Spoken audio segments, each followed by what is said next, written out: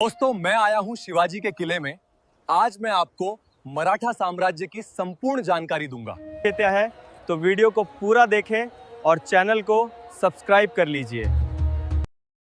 17वीं शताब्दी का मध्य भारत, यह वह समय था जब भारतीय उपद्वीप की मिट्टी विदेशी सल्तनतों के घोड़ों की टापों से कराह रही थी। उत्तर में मुगलों का वर्चस्व था तो दक्षिण में बीजापुर की आदिलशाही और गोलकुंडा की कुतुबशाही का आतंक। आम जनता के मंदिर तोड़े जा रहे थे, खेती बर्बाद थी और आत्मसम्मान जैसे कहीं खो गया था। मराठा सरदार इन्हीं सुल्तानों की चाकरी में अपनी वीरता व्यर्थ कर रहे थे। एक हिंदू राजा दूसरे हिंदू राजा के विरुद्ध खड़ा था। इस घोर अंधकार के बीच सह्याद्री की पहाड़ियों में एक ऐसी ज्वाला का जन्म होने वाला था जो आने वाले समय में इतिहास का भूगोल बदलने वाली थी। 19 फरवरी 1630 झुन्नर के पास शिवनेरी किले पर माता जीजाबाई की कोख से एक बालक ने जन्म लिया। माँ ने देवी शिवाई से मन्नत मांगी थी, इसलिए बालक का नाम शिवाजी रखा गया। उनके पिता शाहजी भोंसले बीजापुर दरबार में एक शक्तिशाली सेनापति थे, लेकिन वे अक्सर युद्धों के कारण परिवार से दूर रहते थे। शिवाजी का बचपन महलों की विलासिता में नहीं बल्कि सह्याद्री की गुफाओं, ऊबड़ खाबड़ रास्तों और किलों की दीवारों के बीच बीता। यह भौगोलिक परिवेश ही आगे चलकर उनकी सबसे बड़ी सामरिक शक्ति बनने वाला था। इतिहास अक्सर राजाओं की तलवार की बात करता है, लेकिन शिवाजी महाराज के मामले में असली धार माता जीजाबाई के संस्कारों ने दी थी। शाहजी राजे अक्सर अपनी जागीरों की रक्षा के लिए व्यस्त रहते थे। ऐसे में शिवाजी के मानस पटल पर स्वराज्य का बीज बोने का कार्य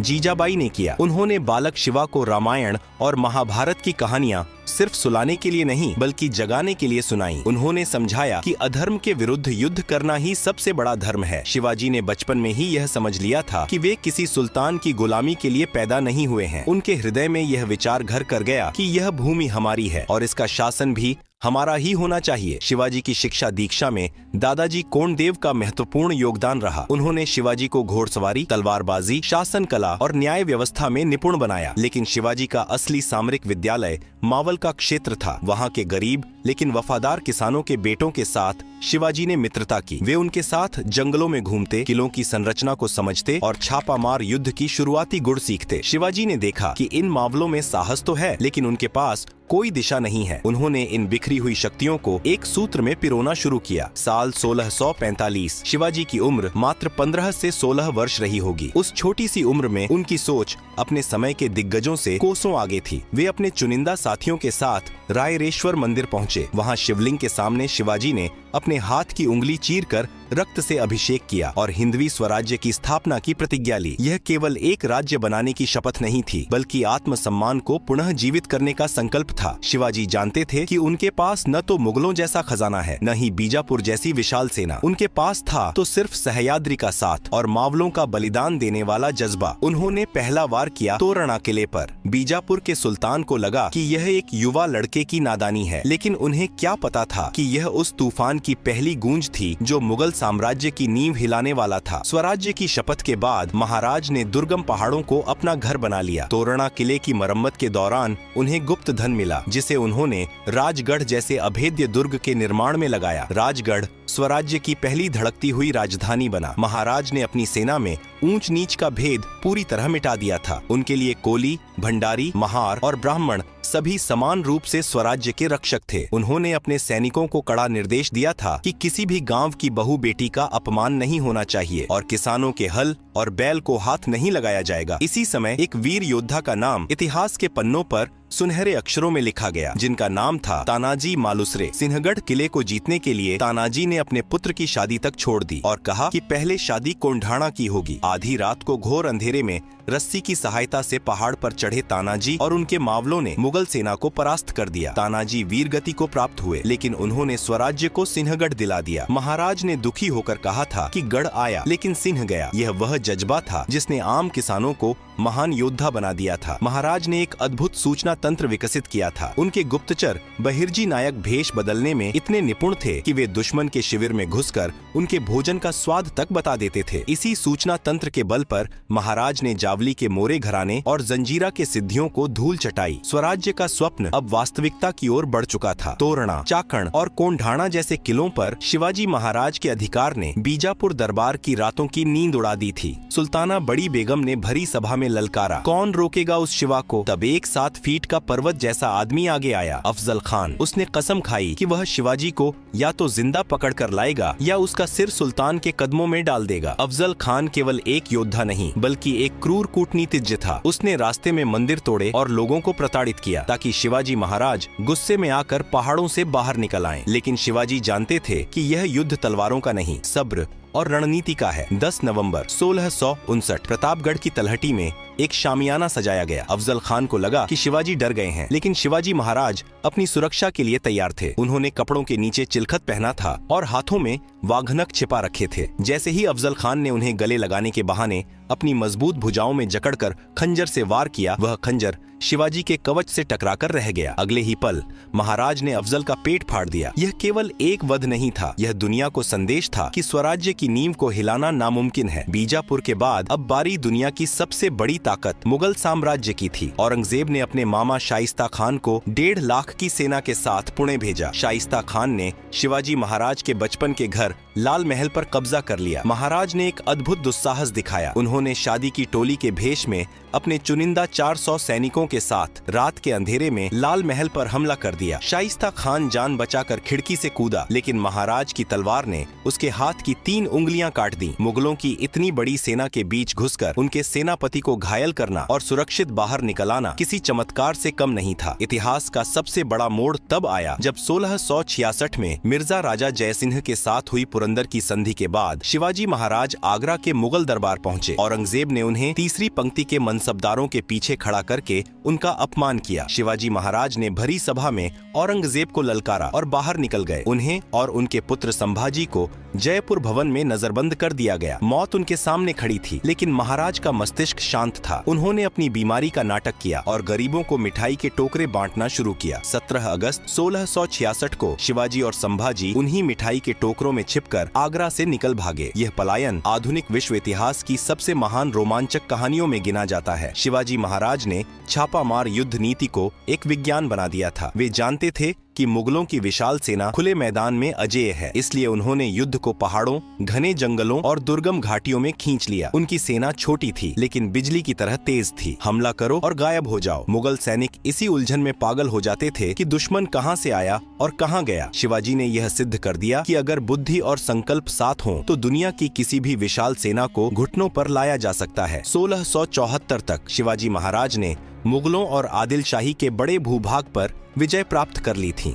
लेकिन तकनीकी रूप से दुनिया की नजर में वे अब भी एक विद्रोही या जमींदार के बेटे ही थे। मुगल उन्हें पहाड़ी चूहा कहते थे। महाराज जानते थे कि जब तक स्वराज्य को एक कानूनी और धार्मिक मान्यता नहीं मिलती, तब तक इसे एक स्वतंत्र राष्ट्र नहीं माना जाएगा। 6 जून 1674 को रायगढ़ के दुर्ग पर वह ऐतिहासिक क्षण आया। काशी के विद्वान गागा भट्ट ने उनका राज्याभिषेक किया। महाराज ने छत्रपति की उपाधि धारण की। यह केवल एक व्यक्ति का राज तिलक नहीं था, बल्कि 300 वर्षों की गुलामी के बाद एक स्वतंत्र स्वदेशी सत्ता का पुनर्जन्म था। महाराज ने एक नया पंचांग शुरू किया और अपने नाम के सोने के सिक्के जारी किए। रायगढ़ अब केवल एक किला नहीं, बल्कि हिंदवी स्वराज्य की धड़कती हुई राजधानी बन चुका था। शिवाजी महाराज की दूरदर्शिता अद्भुत थी। उन्होंने उस समय के यूरोपीय व्यापारियों को देखकर यह समझ लिया था कि जिसके पास समुद्र है, उसी के पास शक्ति है। उन्होंने कहा था, जलमेव यस्य बलमेव तस्य। भारत की विशाल समुद्री सीमा होने के बावजूद उस समय किसी भी भारतीय राजा के पास अपनी नौसेना नहीं थी। महाराज ने कोंकण के तट पर अपने जहाज बनाने शुरू किए। उन्होंने कल्याण, भिवंडी और पेण जैसे स्थानों पर जहाज बनाने के स्थान बनवाए। उन्होंने समुद्री डाकुओं और जंजीरा के सिद्धियों को रोकने के लिए सिंधुदुर्ग, विजयदुर्ग और खांदेरी जैसे अभेद्य जलदुर्गों का निर्माण किया। आज भारतीय नौसेना उन्हें अपना जनक मानती है और उनका राज चिन्ह आज भी नौसेना के ध्वज पर शान से लहराता है। शिवाजी महाराज केवल युद्ध के मैदान में ही नहीं, बल्कि मेज पर बैठकर शासन चलाने में भी निपुण थे। उन्होंने अष्टप्रधान मंडल का गठन किया, जो आज की शासन प्रणाली जैसा था। इसमें 8 मंत्री होते थे। पेशवा राज्य का प्रशासन और अर्थव्यवस्था, अमात्य राज्य के आय व्यय का लेखा जोखा, सचिव सरकारी पत्रों और आदेशों का संपादन, मंत्री दरबार की गतिविधियों और जासूसी का कार्य, सेनापति सैन्य संगठन और युद्ध नीति, सुमंत अन्य राज्यों के साथ संबंध, न्यायाधीश न्याय व्यवस्था के प्रमुख, पंडित राव धार्मिक और सांस्कृतिक मामले। इस व्यवस्था ने भ्रष्टाचार को कम किया और शासन में पारदर्शिता लाई। महाराज ने जागीरदारी प्रथा को खत्म कर सरकारी वेतन की शुरुआत की, ताकि कोई भी अधिकारी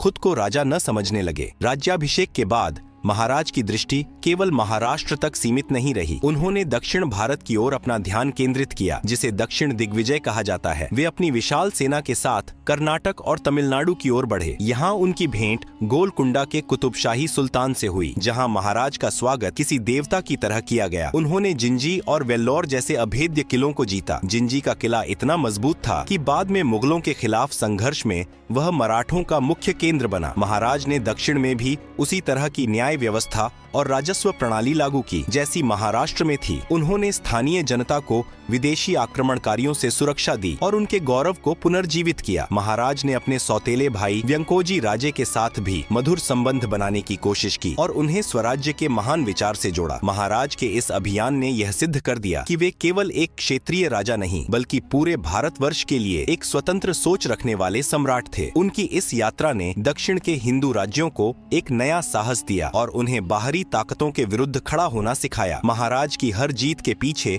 उनकी वह पवित्र सोच थी जो मानवता और धर्म की रक्षा के लिए समर्पित थी। शिवाजी महाराज का स्वराज्य जनता का राज्य था। उन्होंने आदेश दिया था कि युद्ध के दौरान भी किसी किसान की फसल को नुकसान नहीं पहुंचाया जाएगा। उन्होंने मुगलों की उस प्रथा को बंद किया जहां किसानों से उनकी पूरी कमाई छीन ली जाती थी। महिलाओं के प्रति महाराज का सम्मान उनके चरित्र का सबसे उज्जवल पक्ष था। कल्याण के सूबेदार की बहू का प्रसंग जग जाहिर है, जहां उन्होंने दुश्मन की स्त्री को अपनी माता के समान सम्मान देकर सुरक्षित घर पहुंचाया। उनके सैन्य नियमों में कड़ा निर्देश था। महिलाओं और बच्चों पर हाथ उठाना तो दूर, उनका अपमान करने वाले का सिर कलम कर दिया जाएगा। इसी नैतिक बल के कारण मुगलों के कई हिंदू और मुस्लिम सिपाही भी महाराज के प्रति आकर्षित होते थे। सैकड़ों वर्षों के विदेशी शासन के कारण मराठी और संस्कृत जैसी भारतीय भाषाओं में अरबी और फारसी शब्दों का बोलबाला हो गया था। शिवाजी महाराज ने राज्य व्यवहार कोश बनवाया, जिसके माध्यम से प्रशासन में अपनी भाषा के शब्दों को पुनर्जीवित किया गया। उन्होंने मंदिरों का जीर्णोद्धार किया और लुप्त हो रही भारतीय कलाओं को संरक्षण दिया। वे एक ऐसे भारत का सपना देख रहे थे जो अपनी जड़ों से जुड़ा हो और आधुनिकता की ओर अग्रसर हो। 3 अप्रैल 1680 को छत्रपति शिवाजी महाराज ने देह त्यागी। पूरे भारत में शोक की लहर दौड़ गई, लेकिन दिल्ली में औरंगजेब ने राहत की सांस ली। उसे लगा कि पहाड़ी चूहा अब नहीं रहा तो दक्षिण को जीतना अब बच्चों का खेल होगा। 1681 में औरंगजेब अपनी विशाल मुगल सेना, असीमित खजाना और अपनी पूरी सल्तनत लेकर दक्षिण की ओर कूच कर गया। उसका संकल्प था मराठा साम्राज्य का नामो निशान मिटाना, लेकिन नियति ने कुछ और ही लिख रखा था। औरंगजेब यह सोचकर आया था कि वह कुछ महीनों में लौट जाएगा, पर वह यह नहीं जानता था कि दक्षिण की यही मिट्टी उसकी और उसके साम्राज्य की कब्र बनने वाली है। शिवाजी महाराज के उत्तराधिकारी छत्रपति संभाजी महाराज ने वह कर दिखाया जिसकी कल्पना औरंगजेब ने भी नहीं की थी। संभाजी महाराज ने 9 वर्षों तक मुगलों, सिद्दी, पुर्तगालियों और अंग्रेजों के खिलाफ एक साथ युद्ध लड़ा। उन्होंने लगभग 120 लड़ाइयां लड़ी और एक भी युद्ध नहीं हारा। पुर्तगालियों के खिलाफ पोंडा के युद्ध में संभाजी ने ऐसी वीरता दिखाई थी कि मुगल सेना उन्हें देखकर ही कांप उठती थी। संभाजी महाराज के काल में मुगल एक भी मराठा किला पूरी तरह जीत नहीं पाए। 1689 में धोखे से संभाजी महाराज को संगमेश्वर में बंदी बना लिया गया। औरंगजेब ने उनके सामने शर्त रखी, धर्म परिवर्तन करो और स्वराज्य की जानकारी दो। संभाजी महाराज ने मौत को चुना, लेकिन स्वाभिमान को नहीं। 40 दिनों तक उन्हें अमानवीय यातनाएं दी गईं, उनकी आंखें निकाल दी गईं, खाल खींच ली गई, लेकिन उस शेर की दहाड़ कम नहीं हुई। औरंगजेब की यह सबसे बड़ी रणनीतिक भूल थी। संभाजी महाराज की हत्या ने मराठों के मन में डर नहीं, बल्कि मुगलों के प्रति एक ऐसी नफरत और प्रतिशोध की ज्वाला भर दी कि स्वराज्य अब राजा का युद्ध न रहकर जनता का युद्ध बन गया। संभाजी के बाद छत्रपति राजाराम और उनके बाद उनकी पत्नी महारानी ताराबाई ने स्वराज्य की कमान संभाली। ताराबाई की सामरिक सूझबूझ ने मुगलों को पस्त कर दिया। उन्होंने औरंगजेब की आर्थिक घेराबंदी की नीति को उसी पर उलट दिया। मराठे अब केवल किलों की रक्षा नहीं कर रहे थे, बल्कि मुगलों के कब्जे वाले इलाकों पर हमला कर उनकी रसद काट रहे थे। औरंगजेब बूढ़ा हो चुका था, उसका खजाना खाली हो रहा था और उसकी सेना का मनोबल टूट चुका था। वह मराठों को जितना कुचलता, वे उतने ही वेग से उभरते। 1707 का साल, अहमदनगर के शिविर में 88 वर्षीय औरंगजेब अपनी अंतिम सांसें ले रहा था। उसकी आंखों के सामने उसका वह सपना टूट रहा था जिसके लिए उसने 27 साल जंगलों और टेंटों में बिता दिए थे। वह जिस मराठा शक्ति को मिटाने आया था, वही अब दिल्ली की ओर कूच करने की तैयारी कर रही थी। औरंगजेब की मृत्यु के साथ ही मुगल साम्राज्य का पतन शुरू हो गया। शिवाजी महाराज ने जो बीज बोया था, वह अब एक विशाल वटवृक्ष बन चुका था। आने वाले दशकों में पेशवाओं के नेतृत्व में मराठा ध्वज कटक से अटक तक लहराया। छत्रपति शिवाजी महाराज की विरासत केवल किलों और नक्शों तक सीमित नहीं है, वह आज भी हर भारतीय के आत्मसम्मान में जीवित है। लोकमान्य तिलक ने स्वराज्य की भावना जगाने के लिए शिव जयंती का उत्सव शुरू किया। नेताजी सुभाष चंद्र बोस और वीर सावरकर जैसे क्रांतिकारियों के लिए महाराज एक प्रेरणा पुंज थे। शिवाजी महाराज ने सिखाया कि संसाधन कम हो तो भी इच्छा शक्ति से भूगोल बदला जा सकता है। उन्होंने सिखाया कि न्यायप्रियता ही शासन का असली आधार है। आज जब हम भारतीय नौसेना के जहाजों को देखते हैं या अपनी सैन्य रणनीतियों पर चर्चा करते हैं तो कहीं न कहीं उस सह्याद्री के शेर की परछाई जरूर दिखती है। हिंदवी स्वराज्य एक राज्य नहीं बल्कि एक विचार है जो अजेय था, अजेय है और अजेय रहेगा। शिवाजी महाराज और उनके उत्तराधिकारियों की यह कहानी हमें याद दिलाती है कि इतिहास उन लोगों का नहीं होता जो केवल बड़ी सेनाएं रखते हैं, बल्कि उनका होता है जिनके पास एक बड़ा संकल्प और अपनी मिट्टी के प्रति अथाह प्रेम होता है। जय भवानी, जय शिवाजी।